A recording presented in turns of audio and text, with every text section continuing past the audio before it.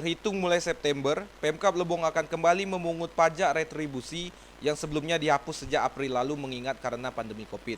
Saat ini pihak bidang pendapatan daerah BKD sudah mengajukan SK pencabutan ke Bupati. Alhasil SK tersebut sudah disetujui pada akhir Agustus kemarin, sehingga ditargetkan berlaku secepatnya.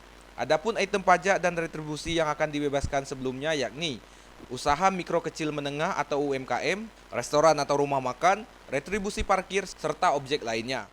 Dalam hal pemberitahuan ini kami akan buat surat pengantar dulu kan kepada OPD teknis agar supaya mereka mengetahui bahwa sudah dikeluarkan SK Bupati nomor 265 tahun 2020 tentang pencabutan keputusan Bupati Lebong nomor 216 tahun 2020 tentang penghapusan pajak dan retribusi daerah dalam rangka mengantisipasi ketidakstabilan ekonomi masyarakat terkait pencegahan penyebaran coronavirus disease tahun 2019.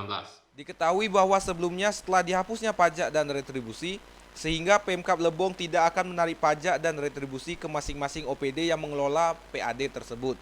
Maka dari itu, diimbau nantinya untuk masing-masing OPD agar memaksimalkan PAD tersebut, guna mengoptimalkan pendapatan asli daerah.